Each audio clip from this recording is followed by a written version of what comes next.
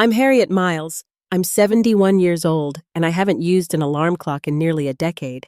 But I still wake up every day at 6 a.m. sharp, just like I did when I was a professor.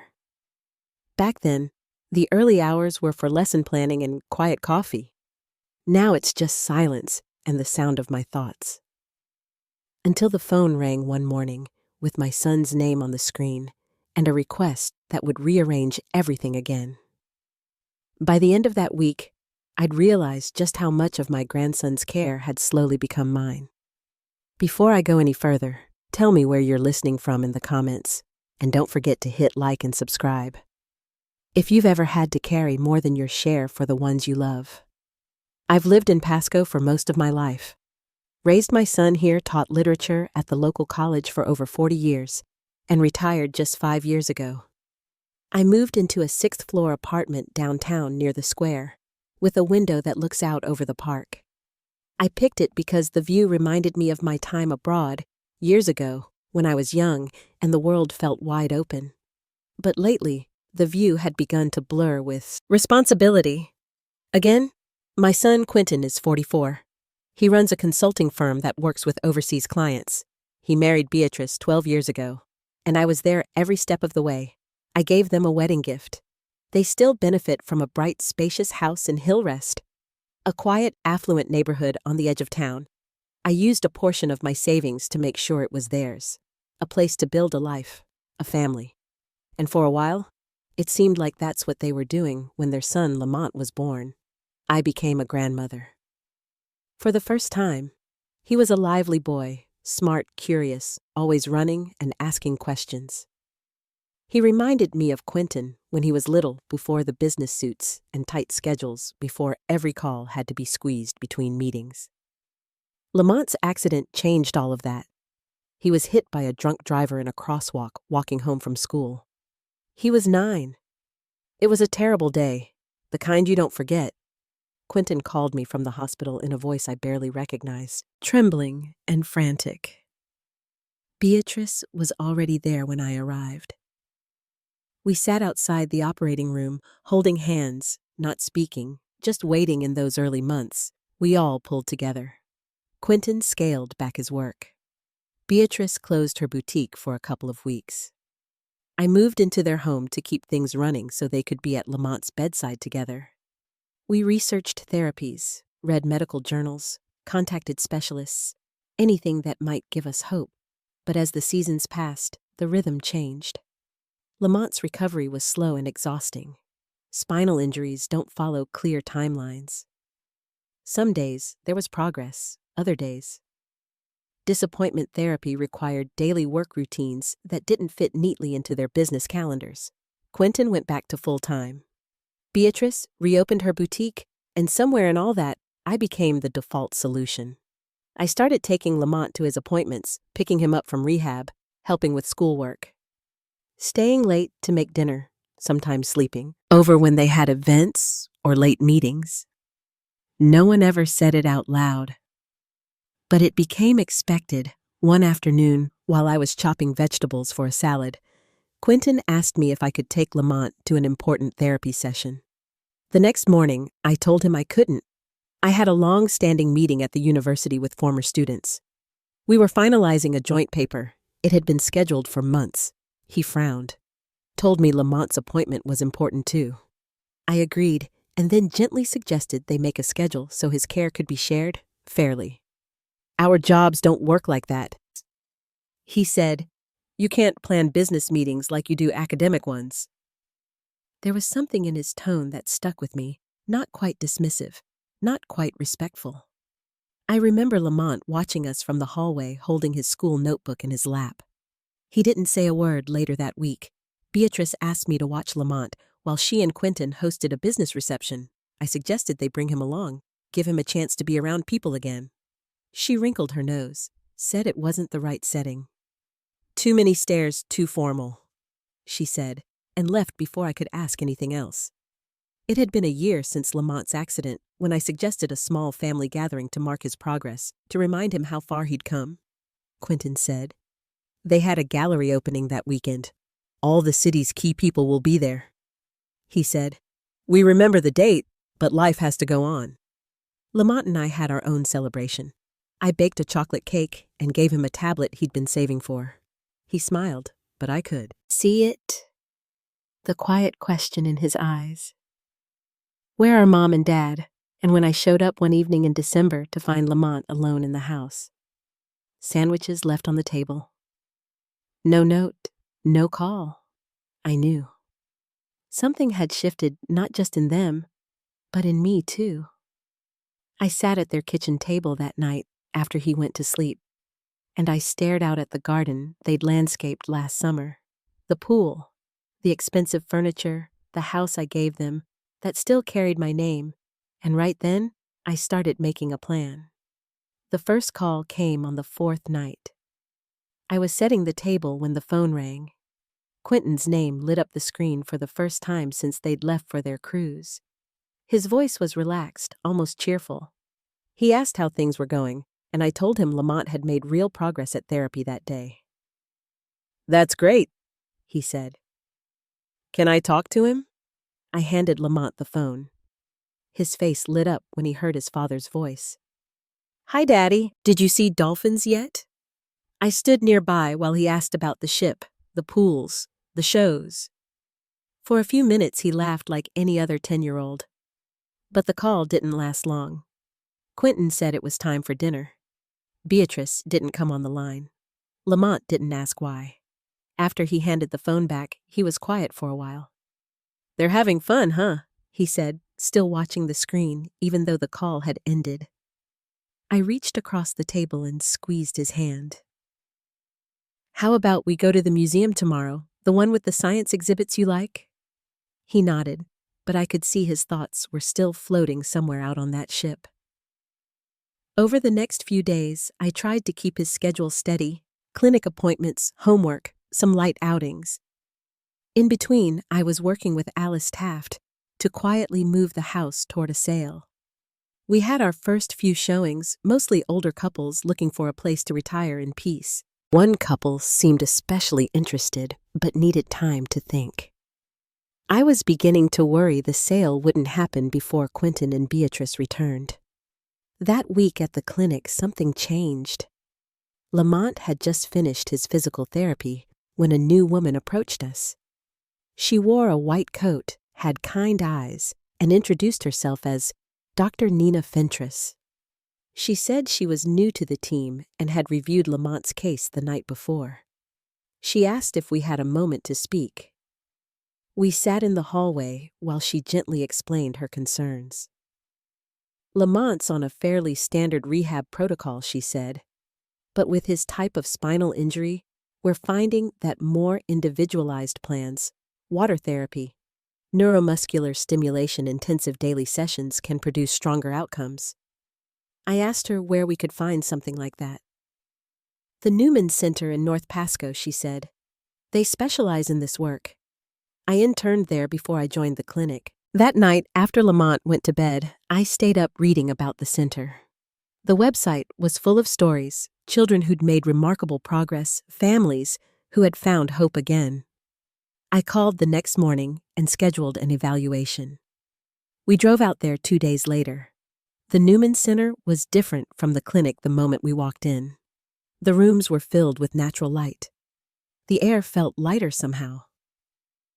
Everyone we met smiled, looked Lamont in the eye, spoke to him directly. He noticed. I noticed.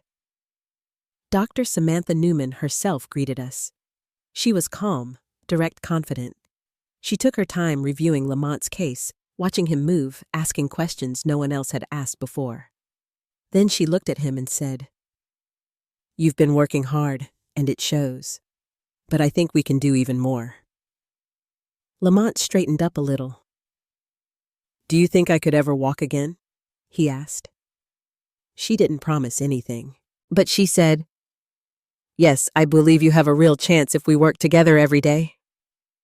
His eyes lit up in a way I hadn't seen in months. The program she recommended was intensive, multiple therapies daily, specialized equipment, psychological support, and expensive. Far more than what we were paying at the local clinic. But the way Lamont was talking on the drive home, the hope in his voice, I already knew I'd find a way. That same evening, Alice called. The couple from earlier had made an offer just under the asking price and ready to close fast. They'd already sold their previous home and could move quickly. "They'll bring a deposit tomorrow if you accept," Alice said. I told her yes. The next morning, I met with Morton. We went over the paperwork. Everything was clean. He looked at me as we signed. "There's still time to walk this back, Harriet?" I shook my head. "We found the right place. For Lamont, for me. I won't change my mind." I didn't tell Lamont about the move right away. I wanted him to see the new house first. It was in River Heights, 15 minutes from the Newman Center. 1-story-wide doorways, no steps. The backyard sloped gently down to a lake. There was a ramp all the way to the edge of the water. When I showed Lamont the pictures, he pointed to the lake first. "Could we feed the ducks?" he asked. "Yes, sweetheart. You can roll right down to the water if you want." He smiled, but looked uncertain. "What will Mom and Dad say I told him the truth?" "They might be upset, but I think they'll come around." 3 days before Quentin and Beatrice were due back, my phone rang. It was Beatrice. Her voice was sharp. "Harriet, what's going on?" "Our neighbor called and said there's a for sale sign in the yard. Is this a mistake?" I took a breath. "Let's talk when you get back," I said. "This isn't something to rush over the phone." She wasn't satisfied. "You sold our house." "Without telling us," I heard Quentin's voice in the background. Then he came on the line cold and fast. "What the hell is going on?" "I sold the house," I said. "It's still in my name, Quentin. You know that. You had no right." His voice was loud enough that I had to hold the phone away from my ear. "We've lived here for 12 years.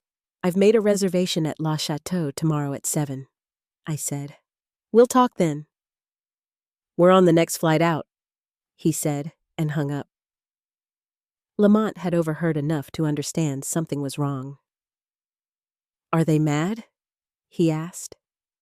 Because of the new house, I sat beside him and held his hand. "No, sweetheart. They're not mad at you. This isn't your fault." He looked down. "If I didn't need a new doctor, you wouldn't have had to sell it." I turned his chair so he'd look at me. "You didn't ask for any of this. You've done everything that's been asked of you. This is about adults doing what needs to be done. That's all." He nodded slowly. We kept packing that afternoon, preparing for whatever storm was coming. I had no idea what Quentin and Beatrice would do next, but I knew what I had to do, and I was ready to say it out loud. Tomorrow night across the table, I would look my son and daughter-in-law in the eye and tell them why I did it. The restaurant was quiet when we arrived. White tablecloths, polished glass music so soft you almost missed it. I'd chosen La Chateau for a reason. Quentin and Beatrice liked the place. They'd celebrated their anniversary here, once took clients here when they wanted to impress.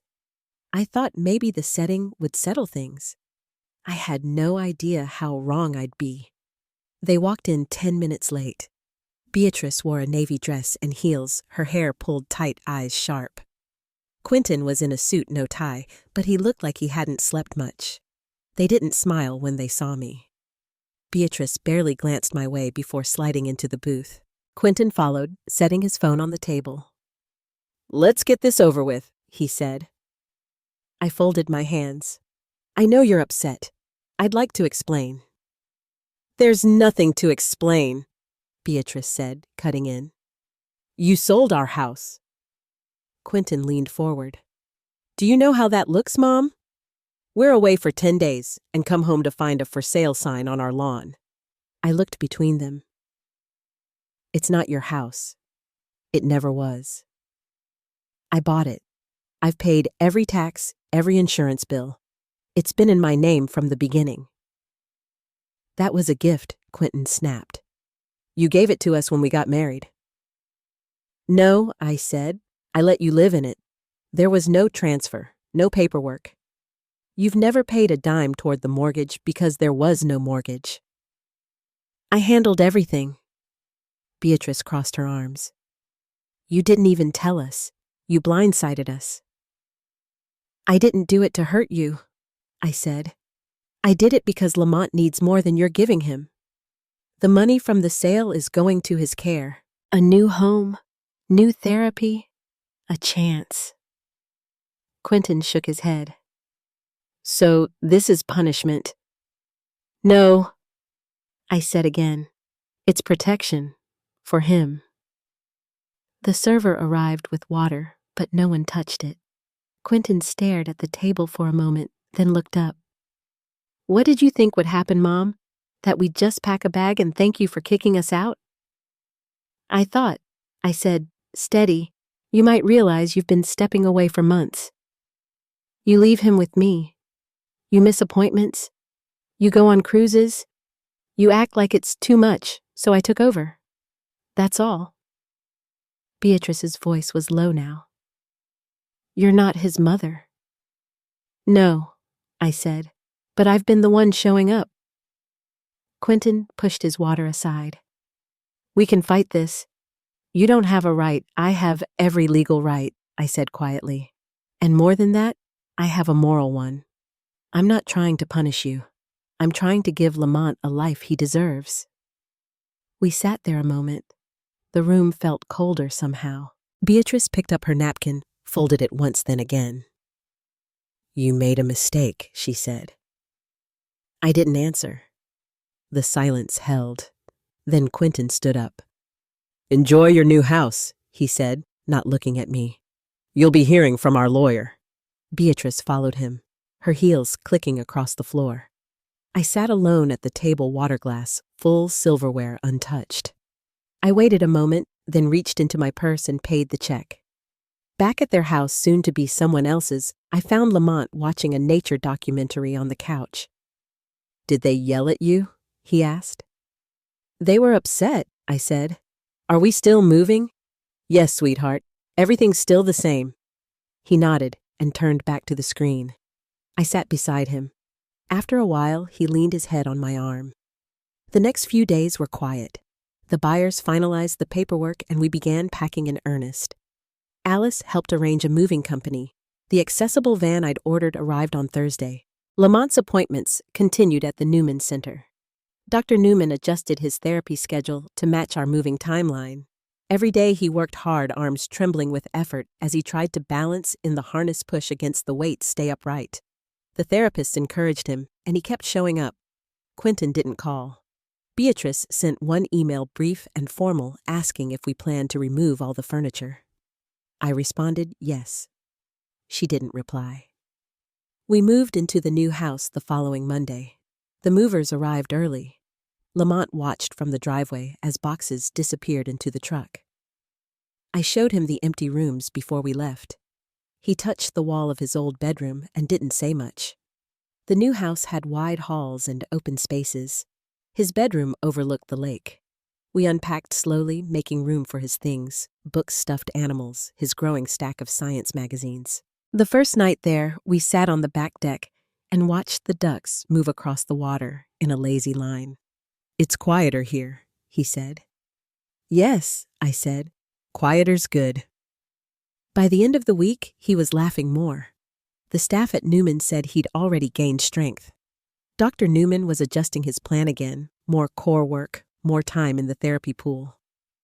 I drove him there every morning, sat in the waiting room, listened to him tell me everything on the ride home.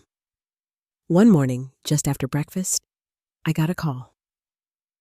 Quentin's lawyer. His tone was clipped. He wanted a copy of the deed, the timeline of the sale, proof of funds allocation. I gave them everything. He didn't sound pleased, but he didn't say anything more. That evening, Lamont asked if they were coming to visit. I said they hadn't mentioned it. He was quiet for a long time, then asked, Do they know I took 3 steps yesterday? I don't think so, I said. He looked out the window. I thought they'd be happy. I think they will be, I said, when they're ready. We sat in silence after that. The breeze moved gently through the open window. The lake shimmered in the distance. He turned back to his drawing. He'd started sketching birds lately, carefully labeling each one from a field guide. The days passed slowly, steadily. Therapy, home, homework, dinner, rest. No cameras, no applause, just the work and the hope. We were sitting outside after therapy when Lamont said, "I think I want to write a letter." I looked up from the garden bed where I'd been trimming back some late spring vines. To who, I asked. "Mom and Dad," he said. "I want to tell them what I'm doing now." I set the clippers down and joined him on the porch steps. "What do you want to say?" He thought for a long moment, fingers tapping lightly on his armrest. "I want to tell them about the pool exercises and the tall guy who helps me balance. I want them to know I'm not scared anymore." I asked if he wanted help writing it. "No," he said, "I think I'll just talk. And you can write." Inside, I pulled out a notepad. He dictated slowly. The sentences were short, careful. He described his new therapist, the time he stood on his own for 12 seconds, and the ducks that visit every afternoon. He ended with, "I hope you're okay, and maybe you can come see the new place sometime." He signed it with his full name neatly. I mailed it that afternoon. 2 days later, I got a call from Beatrice. Her voice was clipped, but not angry. "We got the letter," she said. "Thank you for sending it." I told her Lamont had written it himself. There was a pause. Then she asked, "Is he really doing that much better?" I told her she could come see for herself. She didn't say yes, but she didn't say no either. That Saturday we had visitors. I opened the door to find Quentin and Beatrice on the front step.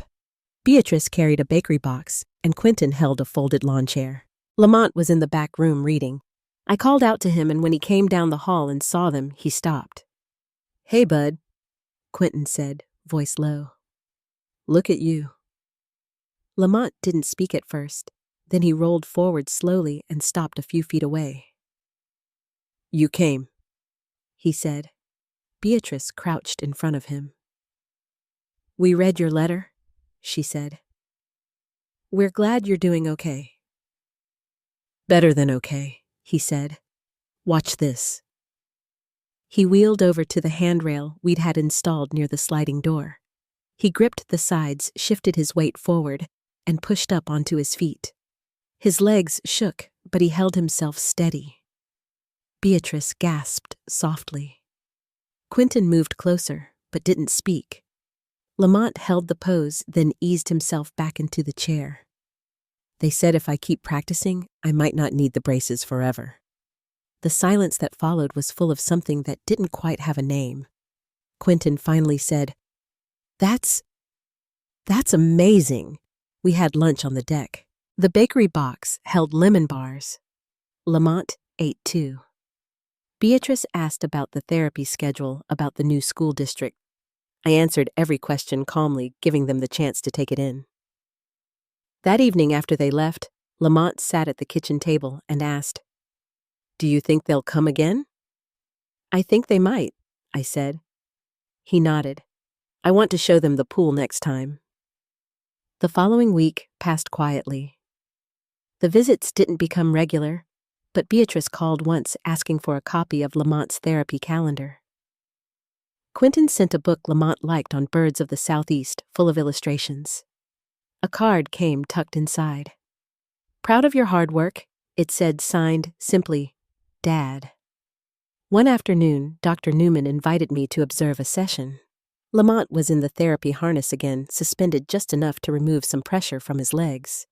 The physical therapist guided him through slow walking motions, each step deliberate. I watched his arms tense, his jaw clench, then release, as he completed the full stretch across the mat.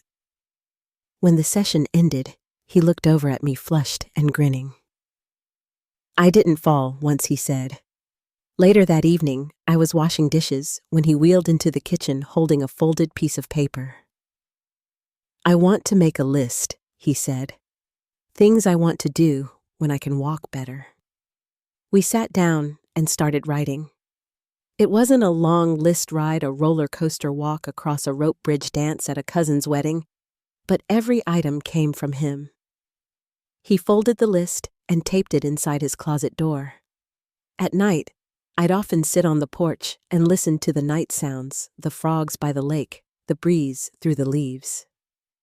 Lamont would sometimes roll up beside me, blanket over his lap. We didn't always talk.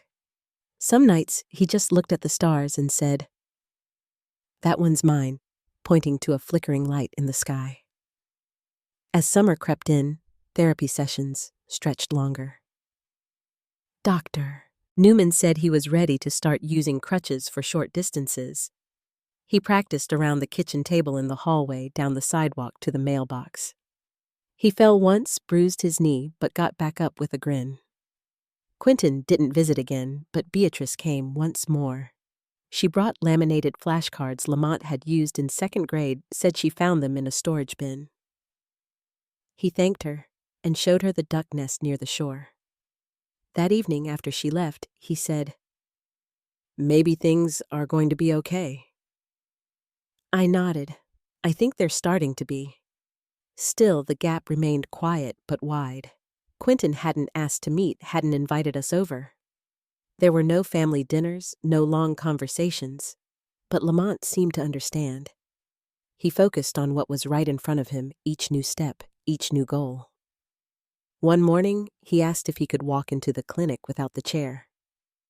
"I want to try," he said, "even if it's slow."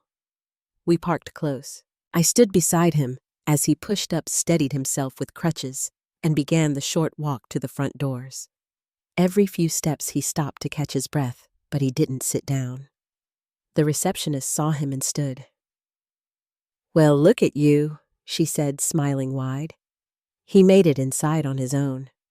The first time Lamont crossed the entire kitchen on crutches, I didn't say anything right away. I just watched, quiet, steady. He gripped the handles, shoulders squared, breath short, but measured. Step, pause, step, again. When he reached the pantry door, he looked over his shoulder and smiled. I didn't even wobble that time. By mid-June, Dr. Newman had updated his treatment notes. Lamont could now manage brief walks with forearm crutches indoors, with only light support needed. It wasn't a miracle. It was months of exacting work. Sweat. Patience. More setbacks than victories. But still, he was moving forward. That Thursday, a letter came. It was postmarked from Quentin and Beatrice's new address. A short typed note. They wanted to schedule a formal meeting. No greeting. No warmth. Just bullet points, review of guardianship clarification on finances. Lamont's long-term living arrangements. The tone was clinical. I read it twice, folded it back up, and placed it in the kitchen drawer. Lamont was in the other room, reading his bird book. I didn't tell him. Instead, I called my attorney the next morning. We went over every document again, conservatorship power of attorney, the house sale contract, and Lamont's revised therapy plan. Everything was in order. Everything was solid. The meeting was set for the following week. They came dressed like it was a business appointment, Beatrice in beige slacks, Quentin in a blazer. They didn't bring Lamont anything. No magazine, no snack, not even a hello when he peeked around the corner. I'd arranged to have Alice take him for ice cream while we talked. He left quietly, glancing back once before the door closed. Quentin sat at the head of the table. Beatrice laid out a yellow legal pad. She started with a question.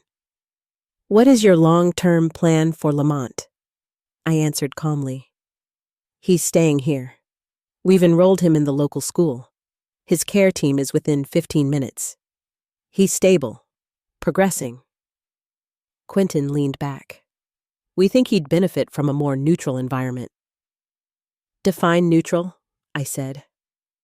"A setting that isn't emotionally charged, one that doesn't give him false expectations." I looked at them both. "You mean love?" Beatrice's lips pressed into a line. Quentin cleared his throat. We're not here to argue. We just want what's best for him. I nodded once. Then you should know I've filed for permanent guardianship. The court already has the evaluations. The therapists, doctors, they've submitted everything. Lamont's voice was included too. Beatrice shifted in her seat. You should have spoken to us first. I did. I invited you here. You came with an agenda. There was a pause. Then Quentin said, We may file a countersuit. I stood up. Then I'll see you in court. They left not long after. The porch door clicked shut behind them. That night, Lamont asked, Did they say if they're coming back? I told him I wasn't sure. He looked down at his lap. I still want them to come. I don't want to live with them. I know, I said. You don't have to. By the end of the month, his therapist approved an outdoor walking test. The community park had a looped path, flat and shaded. We went early in the morning, before the sun climbed too high. I brought the crutches, and he took the lead. Step by step, slow and steady. The breeze was light, and a few ducks waddled along the edge of the path. Halfway around the loop, we stopped on a bench. Lamont's legs trembled, but he was grinning. Did you see how fast I got to the tree I did? A jogger passed us nodded, then stopped. Was that you up near the fountain earlier? She asked Lamont. You're doing great. He flushed a little and said, Thanks. Later that evening, I found him sketching the bench from memory. It looked like it had wings, he said, from the side. In early July, we got a notice from the court. Quentin and Beatrice had filed a formal objection to the guardianship motion. A date was set for mediation. It would be handled by a family law officer. Not a courtroom, but still formal. Still binding. I didn't tell Lamont until the day before. He was sitting on the deck watching the lake. I sat beside him and said, Tomorrow we're going to meet with someone from the court. Because of Mom and Dad? Yes. He nodded slowly.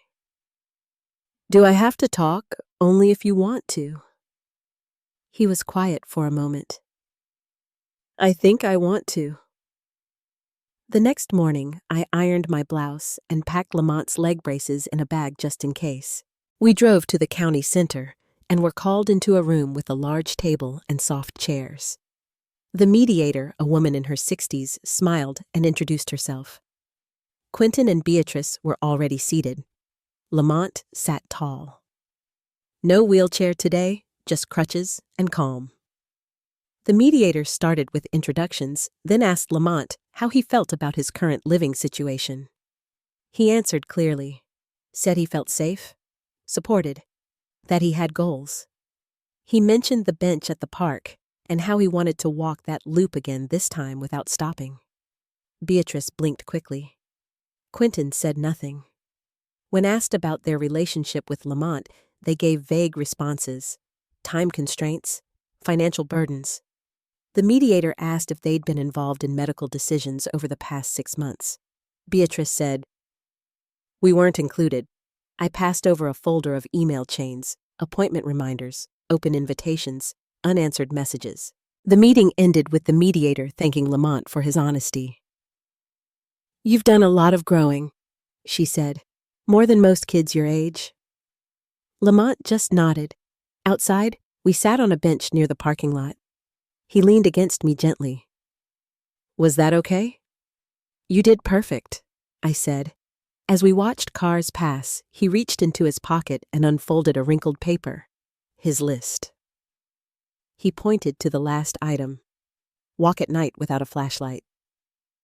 I want to add one more thing, he said. What's that? Stay here. The court date was set for the second Tuesday in August. The notice arrived folded in a crisp envelope tucked between Lamont's school newsletter and a flyer for discounted stairlifts. I read it twice before setting it on the table next to his sketchbook and the napkin where he'd written down new birds he'd spotted from the balcony. The courtroom wasn't large. There were no gallery seats, no jury box, Just a single long table, two smaller ones at either end, and a row of empty chairs against the far wall. Quentin and Beatrice were already seated when we entered. Quentin gave a brief nod. Beatrice looked straight ahead. Lamont walked in beside me using his crutches. He wore a button-down shirt and navy pants, the ones he picked out himself. His hair was neatly combed, and he held his list in the inside pocket of his jacket. Our attorney, Ms. Reynolds, laid out the updated care reports, physical therapy updates, school progress notes, a letter from Dr. Newman, and two statements from neighbors who'd helped with Lamont's daily routine. Each one was signed and dated. Lamont's progress wasn't just visible, it was documented. The judge, a woman in her early 70s, introduced herself softly and asked for opening remarks. Quentin stood first. He said they hadn't intended for things to become adversarial. That their initial decision to let Lamont stay with me was meant to be temporary.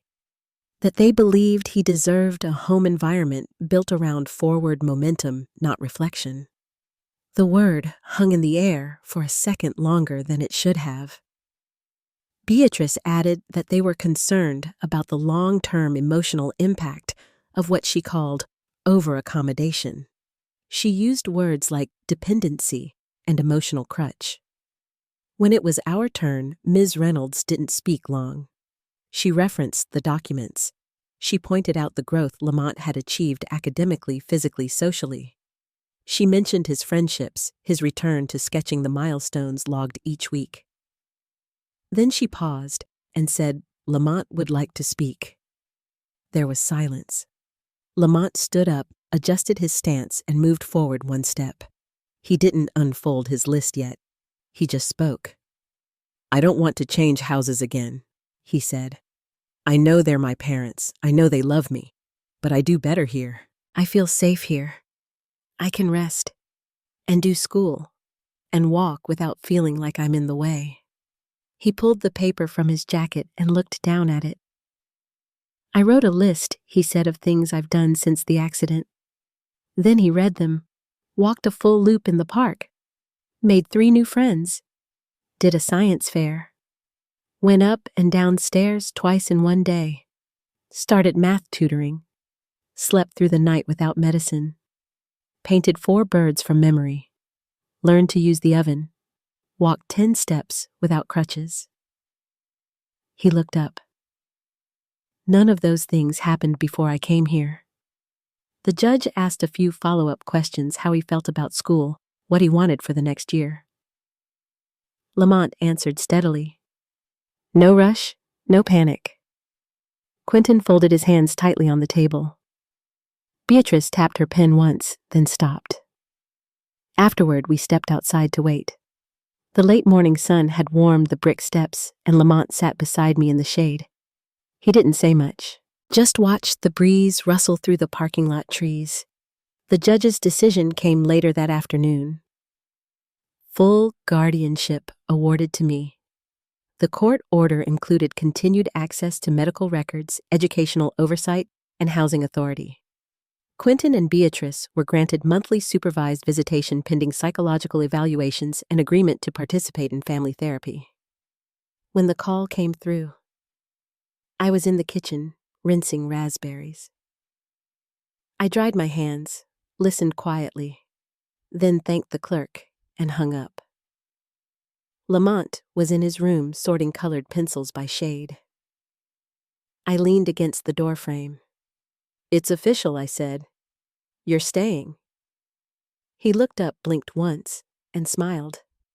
Then he reached for the darkest blue in the box and started sketching a night sky. Later that week, I received an email from Beatrice. It was brief, 1 paragraph.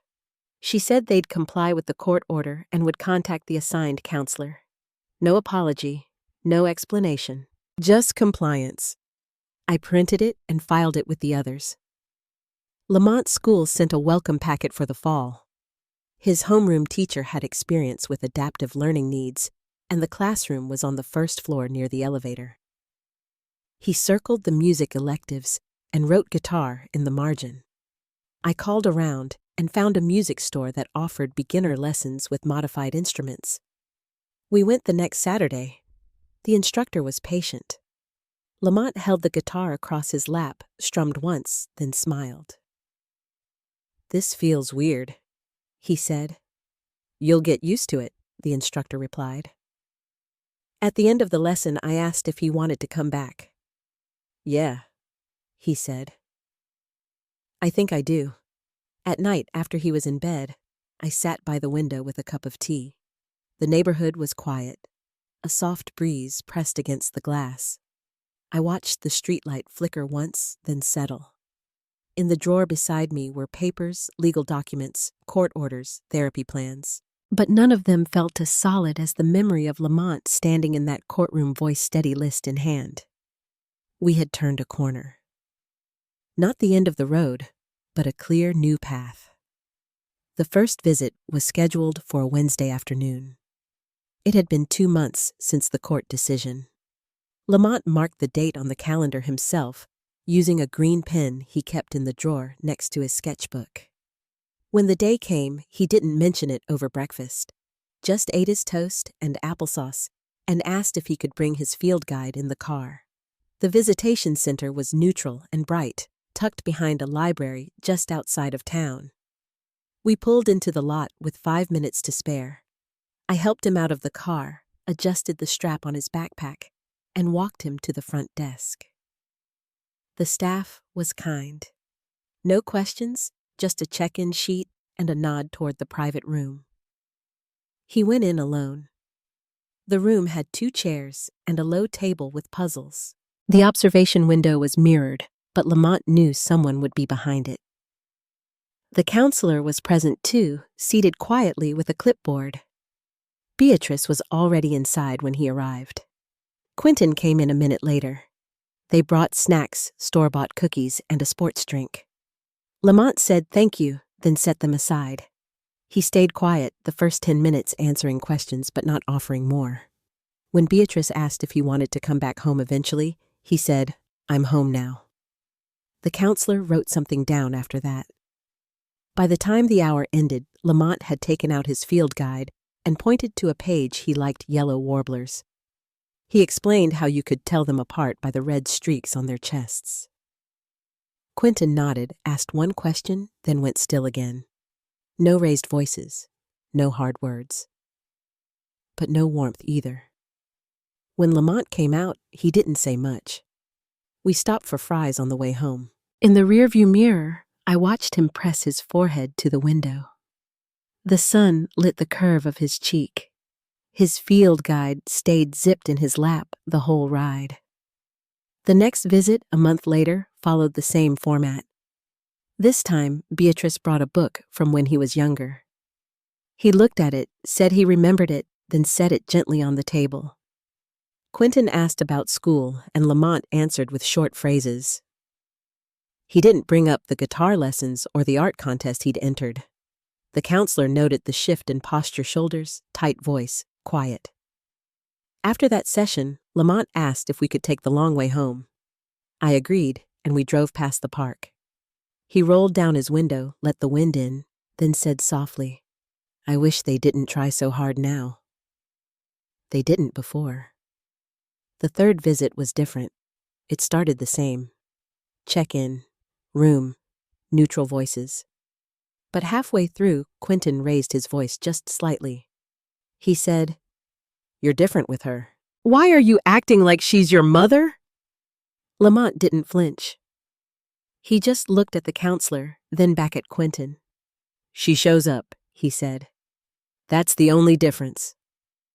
Beatrice reached for his hand across the table, but he didn't take it. The counselor, redirected, asked if they'd be open to writing letters instead. Beatrice said yes. Quentin said nothing. When Lamont left the room, he didn't look back. At home, the mail started to include cards with his name on them. Some from Beatrice. Neatly written. Short. "Thinking of you. Proud of your progress."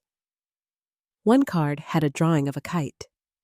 Lamont put them in a shoebox stored on the top shelf of his closet. He didn't read them twice. One evening, near the end of October, we sat on the back porch watching birds at the feeder. Lamont had a small notebook in his lap. He was sketching quietly, not rushing. After a while, he said, "I think I want to stop the visits." I looked over, waited. "I'm not mad," he said. "I just don't feel better when I see them." I don't think they do either. We talked it through, what it meant, how it would work, what the counselor might say. He was steady, calm. The following week, we had a meeting with the counselor. Lamont explained his decision himself. He was firm, not unkind. The counselor said she'd inform the court and set up a reevaluation of the visitation agreement. There would be no immediate pressure. Everything would proceed by protocol. At bedtime that night, Lamont asked for the story with the owl who couldn't sleep. I found it on the shelf and sat beside him reading until his eyes closed. Before I turned off the light, I asked if he was okay. He nodded once. "I feel lighter," he said. And he did. At school, he finished his science project on migration patterns. His teacher emailed to say how well he presented to the class. He'd even stayed after to answer questions from younger students. We celebrated with banana pudding and extra whipped cream. He started drawing again, in color, brighter shades, more sky. He asked to plant something in the front yard come spring. Maybe tomatoes, maybe wildflowers. I said we'd plan it together. The days grew shorter. We adjusted the porch light, swapped summer sheets for winter ones. In the quiet evenings, I watched him settle in, reading, humming to himself, scribbling on sticky notes. The weight he'd carried, the invisible one, had shifted. Not vanished, but moved. The following spring, Lamont and I planted wildflowers. We picked a sunny spot near the mailbox where the earth was soft enough to turn with a hand trowel. He chose the seeds, black-eyed Susan's coneflowers, and a packet labeled butterfly mix. We dug side by side, hands, dirty knees pressed into the soil. I remember he looked up once, squinting into the light, and said, "I want the bees to have a reason to come back." That summer, he won a ribbon for his science fair project. By fall, he'd joined the school's music club, learning guitar again, this time with a patient instructor and no pressure to perform. He didn't talk much about the visits anymore. The counselor checked in once in a while just to make sure the lines stayed open. They stayed open, but quiet. Letters from Beatrice still came. Fewer now. One every couple of months. Always short, always neat. Lamont read them, sometimes not. But he kept every one, stacked in order, rubber-banded in the shoebox. He never asked me to send a reply. Quentin didn't write. One afternoon, Lamont asked if we could visit the state park near Millersburg. Just the two of us. He brought his field guide and 2 sandwiches wrapped in wax paper. We hiked until we found a clearing near the water. He pointed out birds overhead, names I didn't know, but he did. Then, after a long stretch of silence, he said, "You don't ask me to pretend." I nodded. That was all he needed. The days found a rhythm. He grew taller. His voice began to shift. I bought new shoes for him 3 times that year alone. He built a birdhouse with Uncle Ray in the garage and painted it pale blue. It still hangs outside his window, weather-worn but sturdy. A few weeks before his 13th birthday, I asked what kind of cake he wanted. "Chocolate with that salty frosting you make," he said. Not missing a beat. Then he paused. "And can we invite Aunt Penny and Mr. Carter from school?" He didn't mention his parents. I didn't ask. That evening, I stood at the kitchen counter, mixing the batter, thinking about everything we'd come through. Not the court dates or the supervised visits, but the quieter moments. The nights with hot tea and jigsaw puzzles. The afternoons in the garden. The mornings when he'd pack his own lunch without being asked. It hadn't been a dramatic rescue. It wasn't some movie ending. It was steadier than that. Softer. He just needed a home that stayed the same when the rest of the world shifted. Someone who saw him even when he didn't speak. someone who let the truth settle in its own time. And I needed him too, though I didn't know that at first. There's a kind of justice that doesn't come from courtrooms or final verdicts. Sometimes it comes from the slow, steady work of healing, from giving someone space to grow into who they were always meant to be, and watching them do it with quiet courage. If you're still here, thank you for listening. If this story touched something in you, I hope you'll share it with someone who needs to hear they're not alone. And if you'd like to hear more stories like this, feel free to follow along. I'll be here.